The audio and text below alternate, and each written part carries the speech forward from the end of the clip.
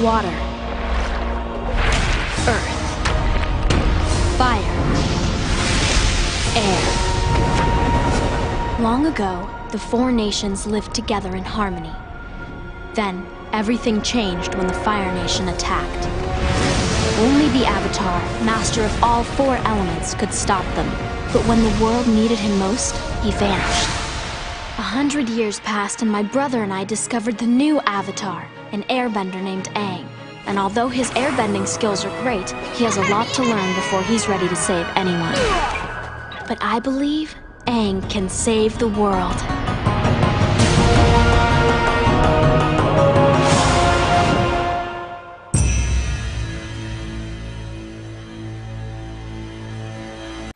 Hey everybody, welcome back to the Avatar Vlogs. This is episode 23, The Return to Omashu. And right off the bat, I just want to say I'm really sorry for the sporadic and often long gaps in between the upload schedule. I'm really sorry. I'm going to try and get as many as I can out before my cutoff date. But for right now, we're back to our programming as usual. And this is an episode that when I was growing up watching it, I never liked or disliked. I just kind of missed over it a lot of times because it would often air at a really weird time sometimes, or I would just kind of miss it because I thought there were other ones I wanted to get to. So consequently, this is one of those episodes where when I go back and do rewatches, I kind of forget it's there a lot of the time.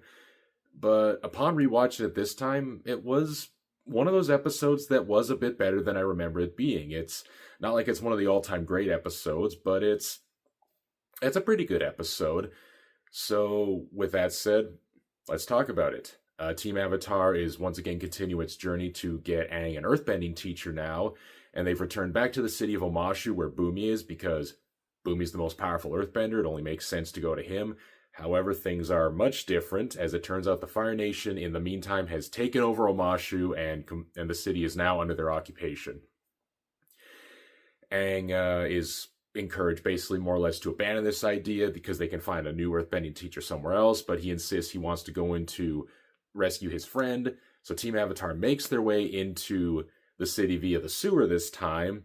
And because I'm just going to take a moment to point out, I love the creature they come across. When they get out of the sewer, there's a little creature that are stuck to Sokka's face, and they're called pentapusses because they're like an octopus, except they only got 5 tentacles instead of 8. They have 5 eyes, one for each arm, basically.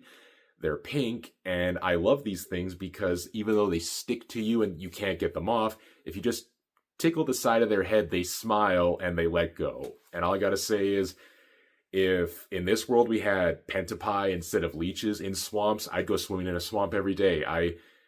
Maybe it's just me, but what's not to love about a little pink creature that you tickle in order to make it let go of you? That's adorable. I don't care what anyone says, that's adorable.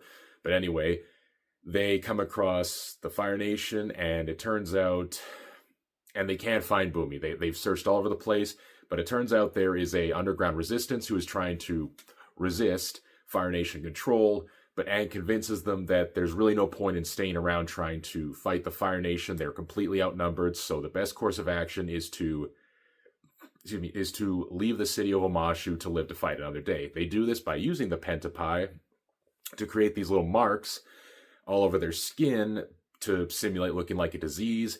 Everybody gets out of the city, but it turns out that the toddler child of the governor sneaks along with the people leaving the city, and now Aang has to get them back because the governor is willing to exchange King Bumi in order to get their baby back.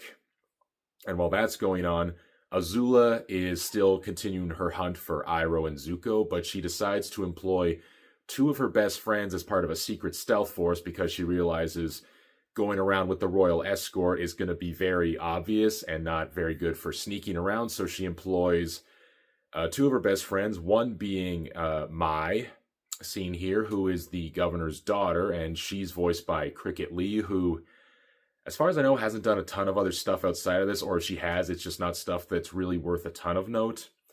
And I will say that I don't dislike Mai, but I'm not really a fan of Mai either. She's not a bad character, but they're trying to, I know what they're going for. Like, they're going for this character who is very angsty, and she's kind of tired no matter where she goes. She just wants to basically go out and have, like, a ton of adventure because she's deathly bored.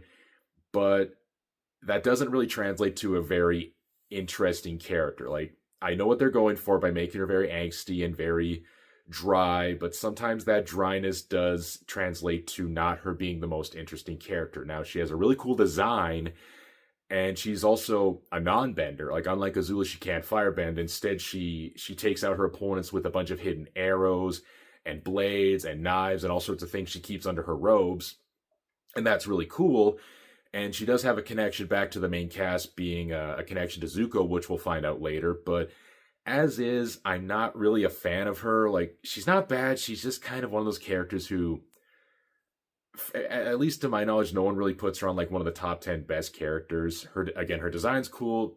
She's just kind of a lackluster character. With that said, though, she is more than made up for with the other constituents to Azula's team, Ty Lee. And I know I say this a lot, but again, I gotta say, I freaking love Ty Lee in this show. She is... I did a rewatch a long time ago, and I was talking to one of my friends about our favorite characters, and he mentioned, some of the regular ones, like he likes Katara, he likes Sokka, but he mentioned he really liked Ty Lee, and I was thinking, I really like Ty Lee too. And on one hand, I should really not like Ty Lee because she's kind of a very blatant gimmick as a character. Like, when you first see her, not only is she extremely happy, she's got the high-pitched voice, she wears pink for crying out loud. She mentions how her aura has never been pinker, which, cute, I guess. Normally, I should hate a character like this, but what I do think makes her a really beloved character in this show, a couple of reasons. One, she just is perpetually happy. Like, it's so rare to see a character in the show who is just consistently happy just being where they are no matter where they go. Now, you could argue Aang kind of has that role, but as the show's gone on, of course, he has to kind of grow up and realize that he can't just be a happy-go-lucky kid. He does have duties to the world and to other people. So Ty Lee kind of takes the role of no matter what situation you put her in, she's going to be happy. And we find out later it's kind of a facade, but it's just nice to see a character who's consistently happy. She is very cute looking, I'll just say.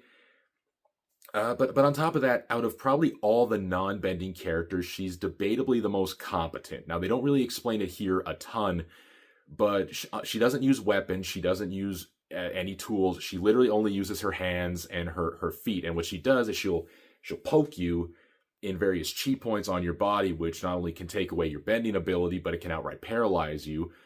So there's something also about the fact that this... what's the word, trapeze artist, because Azula finds her in a circus, so she's the trapeze artist at the circus. But seeing this very athletic, very cute, very funny, very energetic person also be very threatening is just kind of a unique blend of a character. So I really like her. She's a character who every appearance she's in is always just kind of topping itself one after another. On a side note, there's a theory that she's actually a descent of air nomads. Like, she can't manipulate air, obviously, but she's debatably the most spiritual character in this show because she mentions her aura and the universe is giving her signs, which, yeah, you could argue is just kind of meant to play into the Valley Dream Girl type element to her character.